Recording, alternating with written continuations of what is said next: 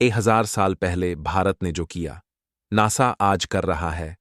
Hidden ancient Indian science. ये कहानी है उस भारत की जहां सिर्फ राजा महाराजा नहीं बल्कि ब्रह्मांड को नापने वाले वैज्ञानिक भी जन्मे। जिस वक्त यूरोप अंधकार के युग में था, भारत की मिट्टी से एक ऐसा वैज्ञानिक खड़ा हुआ जिसने चांद की दूरी माप ली, बिना किसी आधुनिक यंत्र के। ये कोई कल्पना नहीं, बल्कि एक ऐसा तथ्य है जो हमारी किताबों में कभी नहीं पढ़ाया गया। साल था 499 ईस्वी।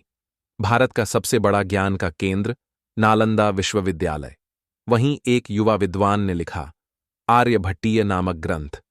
इसमें उन्होंने जो लिखा वह आज के वैज्ञानिकों को भी चौंका देता है। पृथ्वी गोल है, यह अपनी दूरी पर घूमती है। सूर्य स्थिर है, ग्रह उसकी परिक्रमा करते हैं। चांद की दूरी पृथ्वी से 3,84,000 किलोमीटर है। नासा ने इसे 3,84,400 किलोमीटर मापा है। सिर्फ 400 किलोमीटर का अंतर, वो भी 1000 साल पहले। ना टेलीस्कोप था, ना रॉकेट, सिर्फ गणना, समय और भारतीय खगोल शास्त्र। क्या ये सिर्फ संयोग है या कुछ और? हम सब ने जंतर मंतर का नाम सुना है, पर बहुत कम लोग जानते हैं कि उससे सैकड़ों साल पहले भारत में यंत्रमाना, घातांक, छाया गणना और सौर समय का पूरा तंत्र मौजूद था। ये गणनाएं 3 चीजों पर आधारित थीं। 1. सूर्य और चंद्रमा की छाया। 2. त्रिकोणमिति। 3. कालगणना, टाइम साइकिल्स। इनसे उन्होंने ग्रहों की दूरी, कक्षा और समय तक मापा। उनकी गणनाएं आज भी 85% तक सटीक हैं, आज के कंप्यूटर से भी तेज। जब इंग्लैंड में न्यूटन के जन्म से भी 500 साल पहले भारत में एक वैज्ञानिक ने कहा, पृथ्वी हर वस्तु को अपनी ओर खींचती है। ये थे भास्कराचार्य, जिन्होंने सिद्धांत शिरोमणि नामक ग्रंथ में गुरुत्वाकर्षण का सिद्धांत बताया।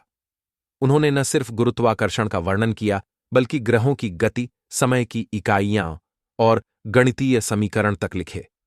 क्या आपने इनका नाम कभी एनसीईआरटी की किताबों में पढ़ा? तो सवाल है, इतना बड़ा ज्ञान, इतनी महान वैज्ञानिक खोजें हमारी किताबों में क्यों नहीं है? क्यों हमें सिर्फ बताया गया कि विज्ञान यूरोप से शुरू हुआ?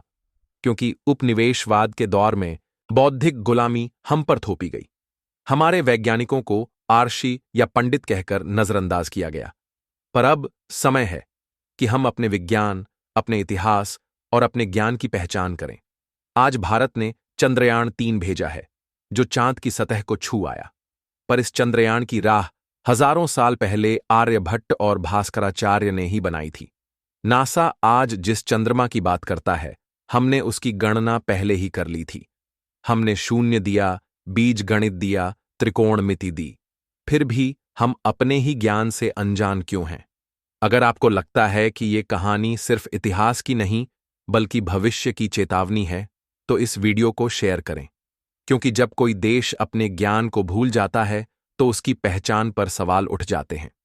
अगर आपको गर्व है भारत के इस खोए हुए विज्ञान पर, वीडियो को लाइक कीजिए, कमेंट में भारत महान था और है लिखिए, और ऐसे ही अनसुनी कहानियों के लिए चैनल को अभी सब्सक्राइब कीजिए। क्योंकि अब वक्त है छुपे हुए इतिहास को आवाज देने का।